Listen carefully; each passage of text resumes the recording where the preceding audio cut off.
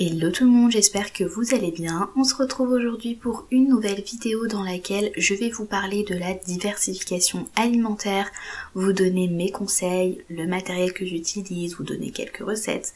Donc si ça vous intéresse, je vous laisse regarder la suite de la vidéo. Et si elle vous plaît, n'hésitez pas à la liker, à vous abonner à ma chaîne, ça permet vraiment de m'encourager. Et moi je vous laisse avec la suite. Un outil que j'ai utilisé et qui m'a servi pour me repérer, que ce soit pour avoir des idées pour les purées ou les compotes, ou que ce soit pour savoir où est-ce que j'en étais dans la diversification alimentaire, c'est ce tableau de fruits et légumes en fonction des saisons. Donc ce tableau me permet de privilégier les fruits et légumes qui sont de saison pour la découverte de l'alimentation de mon enfant. Et moi ce que je fais, c'est que dès que j'ai donné un légume ou un fruit, je le surligne, comme ça je sais ce qu'il me reste à donner à bébé.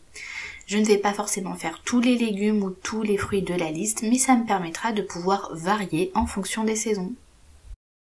En ce qui concerne le matériel pour la préparation des repas, j'ai pas forcément acheté de choses spécifiques pour ça. Franchement, j'ai utilisé ce que j'avais dans ma cuisine, à savoir un faitout et un panier pour la cuisson à vapeur. Personnellement, je voulais pas forcément investir dans un baby cook par exemple ou autre pour éviter de m'encombrer avec un autre petit électroménager. Si jamais vous faites comme moi les préparations à l'avance, ça vous fera sortir le matériel qu'une fois par semaine ou toutes les 2 semaines par exemple. Et encore, c'est des choses dont vous vous servez dans votre cuisine, donc c'est pas forcément quelque chose qui va vous encombrer en plus.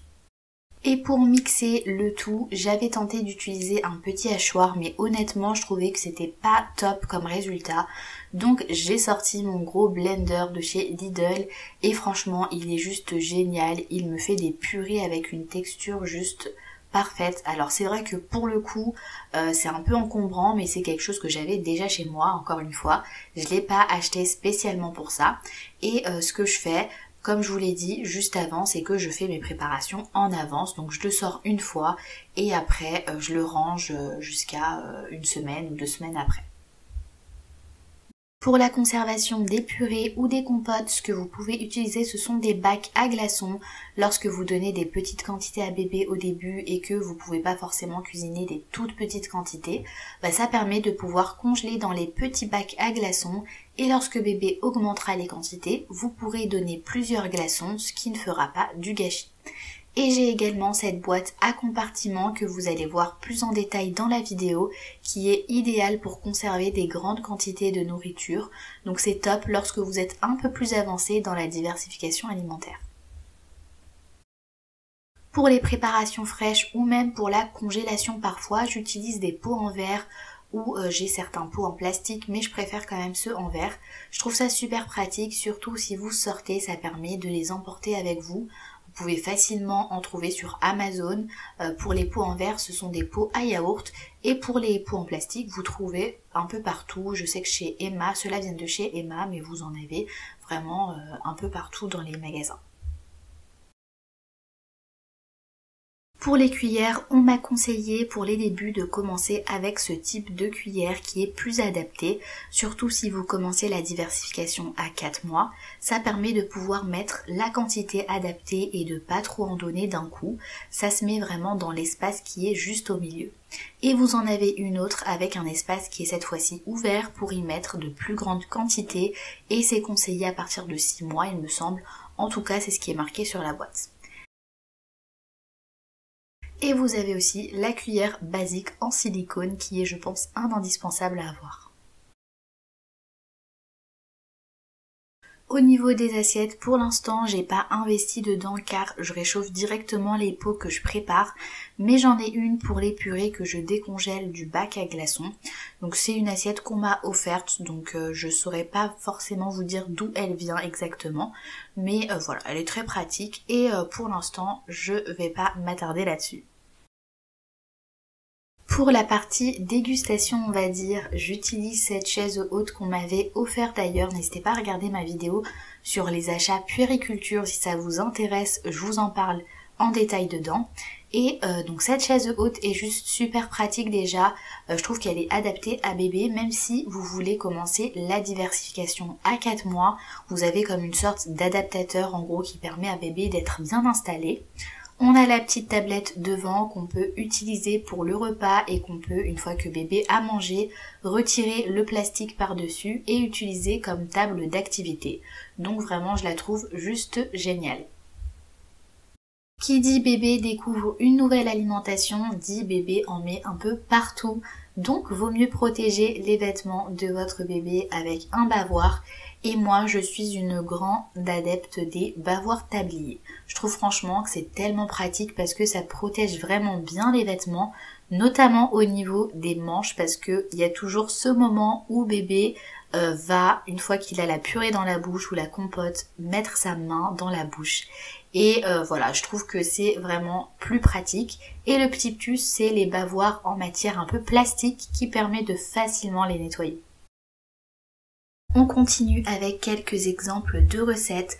Donc là, je comptais préparer 3 purées différentes. Donc une purée d'aubergine pour faire goûter le légume seul, étant donné que c'était la première fois pour bébé. Une purée de navets et carottes et une purée de butternut et d'aubergine. Je viens donc éplucher mes légumes et les couper en cubes. J'utilise pour ma part des légumes frais ou alors des légumes que je mets au congélateur. Comme pour la butternut par exemple, je lui avais fait une purée et vu que c'était des petites quantités, il m'en restait pas mal. Donc en fait je les ai coupés en cubes et je les ai mis au congélateur.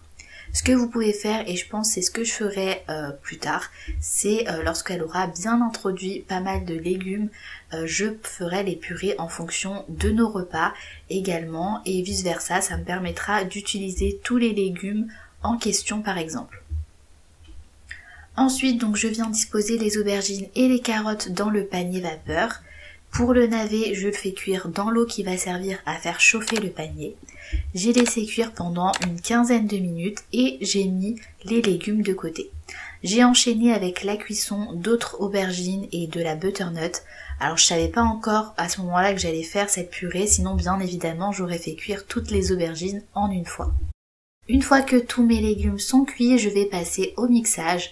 Alors selon les purées, je vais plus ou moins ajouter l'eau de cuisson des légumes pour obtenir une texture bien lisse. Vous pouvez également ajouter du lait maternel si jamais vous allaitez. Pour la purée d'aubergine par exemple, j'ai rien ajouté et la texture était juste parfaite. Vous pouvez voir sur la vidéo.